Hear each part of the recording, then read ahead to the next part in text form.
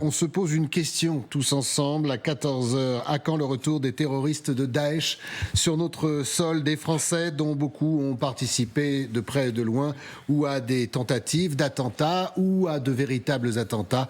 Parmi ces derniers d'ailleurs, certains sont recherchés par notre justice. Des individus qui étaient retenus depuis des années, là aussi, par des Kurdes. Nous sommes en Syrie, bien évidemment.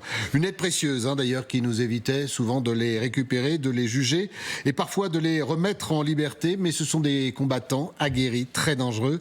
Et voilà, ça c'était avant que certains ne s'échappent, ne disparaissent dans la nature. Matteo Sciaravino, merci d'être avec nous. Expliquez-nous ce qui s'est passé et surtout la menace qui pèse sur nos pays.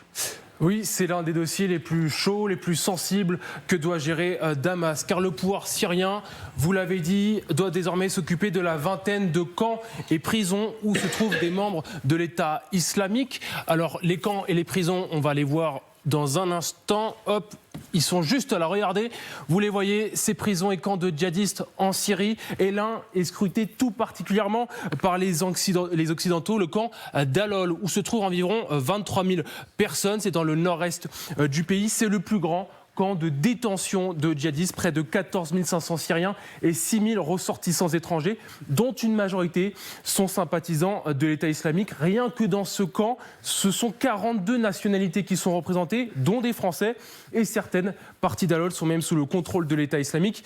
Il faut donc, pour le pouvoir syrien, sécuriser ce camp à tout prix. Seulement, voilà, dans le brouillard des affrontements avec les forces démocratiques syriennes, de nombreux détenus se seraient tout simplement échappés. C'est le directeur du camp d'Al-Hol qui l'affirme lui-même.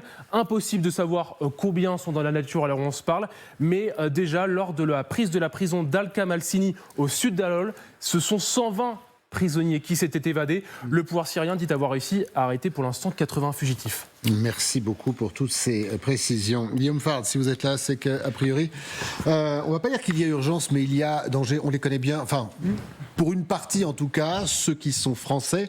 Il y a également des Allemands, il y a également des Britanniques, mais on les connaît, parce que je le disais, certains sont poursuivis dans des dossiers, ont été condamnés par contumace et en tout cas, ils ont une dette à payer vis-à-vis de la France. Et oui, parce qu'il y a deux débats qu'on a déjà eus sur ce plateau, notamment avec vous, Christophe. Le premier, c'est est-ce que les djihadistes français, hommes, femmes, enfants en zone syro-irakienne, doivent y rester ou doivent revenir en France? Il y a un grand débat depuis la France. Certains disaient non, surtout pas, laissons-les là-bas aux mains des Kurdes, ne nous embarrassons pas avec ça. Et d'autres disaient, moi j'étais plutôt de cette seconde catégorie, il faut les ramener en France, les judiciariser en France, parce qu'au moins on a la garantie de savoir où ils sont et ils ne partiront jamais.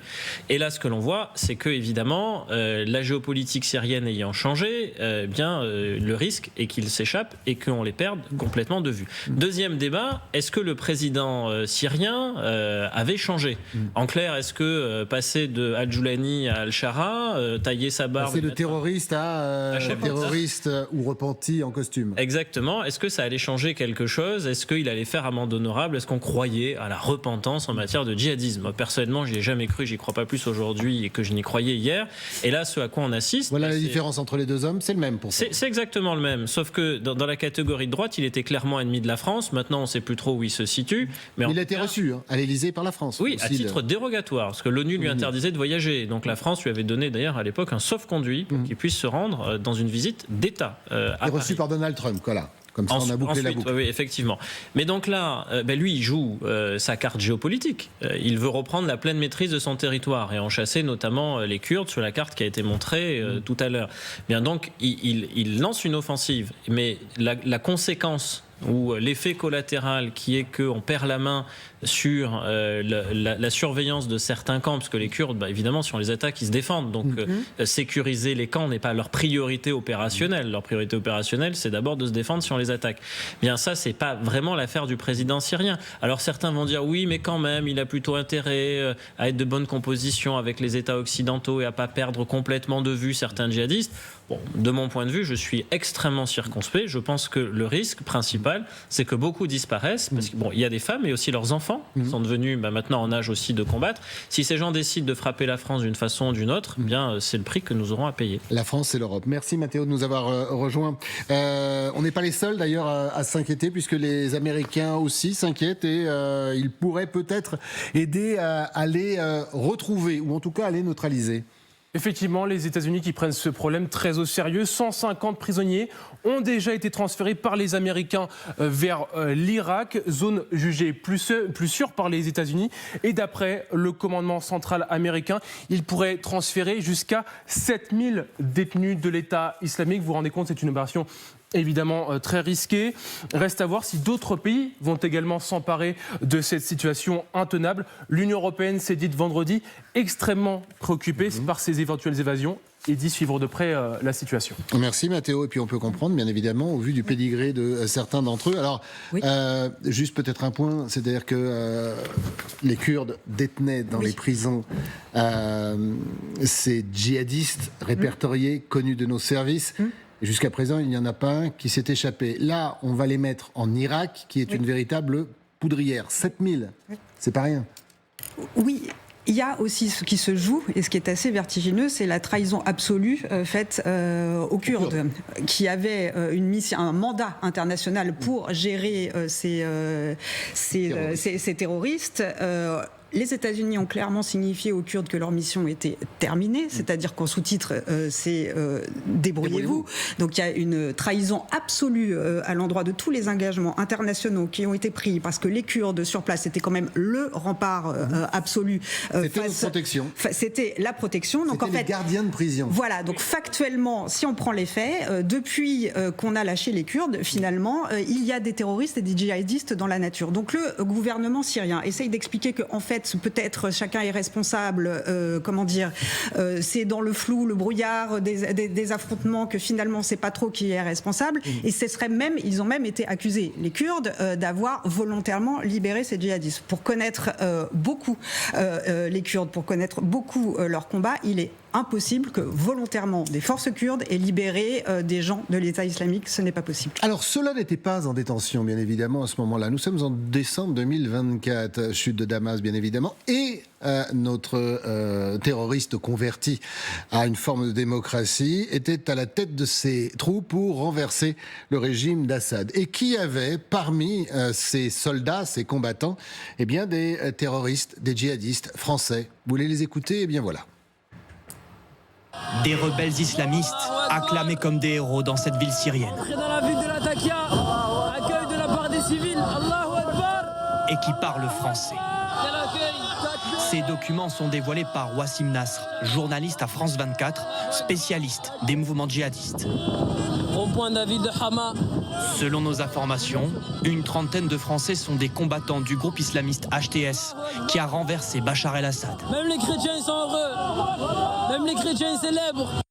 Alors voilà, ces soldats sont dans les rangs du pouvoir. Peut-être d'un mot, Guillaume Fard, quand même, sur ceux qui potentiellement pourront être transférés ou potentiellement qui se sont déjà échappés. Ces Français qui nous détestent. Ceux qui n'ont jamais été enfermés, donc n'ont été ni transférés ni ne se sont échappés, et qu'on vient de voir à l'image, il y avait notamment le fameux Omar Diaby, Omar Homsen, il avait deux noms, dans la période d'heures de gloire du Front Al-Nosra, dirigé par Al-Joulani, devenu maintenant Al-Shara, il a juste changé de nom, mais bon, on peut changer l'étiquette, ça ne change pas tout à fait le contenant, et le contenu. Et donc, Omar Diaby, c'était un homme qui, par sa propagande, visait à commettre des attentats en France. C'est ça qu'il faut dire. C'est-à-dire qu'il cherchait à recruter des terroristes qui devaient passer à l'acte sur le sol français. C'est ça, Omar Diaby. Et donc, maintenant, dire que tous ces gens auraient changé, ça me fait penser à ce qu'on a dit des talibans après la chute de Kaboul. En disant non, mais maintenant, c'est une unité contre-terroriste parce qu'ils vont combattre Daesh au Grand Khorasan. Et après, on s'aperçoit que quand on cherche des leaders d'Al-Qaïda, bizarrement, ils sont hébergés à Kaboul par les talibans qui sont censés avoir changé d'orientation. En fait, tout cela, on fait prendre aux gens des vessies pour des lanternes. Terroriste un jour, terroriste toujours. C'est djihadiste, vous le restez. Il n'y a pas de repentance en matière de djihadisme. Et donc là, on a un chef d'État syrien qui, a plutôt intérêt, s'il veut garder un lien avec nos États, à coopérer avec nos services de renseignement. Mais rien ne lui oblige véritablement. Il peut dire qu'il le fait sans le faire réellement. Il peut le faire modérément. Enfin bref, on perd. Nos services, la main. Sans tout dire, bien évidemment, nos services, je suppose, sont déjà là-bas parce que ces prisons ont été surveillées. On a les noms de celles et surtout de ceux qui nous intéressent et qui nous menacent. Donc, Oui, bien sûr, mais vous n'êtes jamais véritablement à l'abri de perdre quelqu'un, parce que les Kurdes, dont on a dit qu'ils étaient un rempart, ils étaient plus que ça, c'était des frères d'armes. Ils ont fait la guerre aux côtés des troupes françaises. Et ceux dont on parle aussi, ce sont des combattants. C'est les seuls de la région. La différence, voilà, ce ne sont pas des prospects, ce sont de vrais combattants qui ont été emprisonnés. Ce pas nos alliés. C'est-à-dire que l'opération Chamal, en partie, les Kurdes sont à nos côtés. Les forces spéciales françaises ont mené des opérations conjointes avec les Kurdes. Les Kurdes ont été des partenaires. Les laisser tomber aujourd'hui, comme c'est le cas aujourd'hui, c'est une trahison de plus. On va dire, on ne sera pas à ça près dans la zone, mais tout de même. Et surtout, c'est perdre une capacité d'information et de renseignement, parce que la plupart des renseignements sur les djihadistes françaises, jeunes irakiennes, qui les fournissait? Les Kurdes, qui maintenant sont occupés à faire autre chose, c'est-à-dire à se défendre. Richard. On a un énorme problème au-delà de tout ce qui vient d'être expliqué, c'est la Turquie. C'est que le régime syrien actuel est un régime qui a été installé très largement par la Turquie. Qui se félicite du sort réservé aux Kurdes. Veut de longue date faire la peau des Kurdes. Bien sûr, il y a la question des Kurdes de Turquie, mais il y a la question des Kurdes à sa frontière. De toute manière, ça a toujours été son obsession. C'est un objectif affiché chez lui.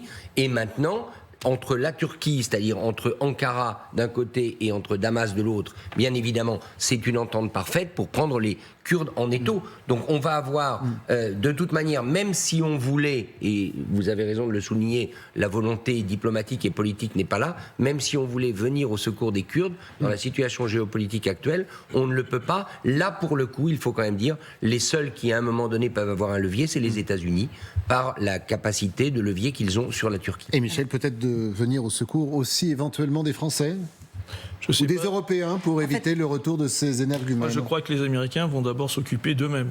Mais voilà, comme toujours. Je pense que sur le terrain, c'est ce qu'ils vont faire. On a quand même, et vous le soulignez, je veux dire, on a vécu une grande illusion quand même.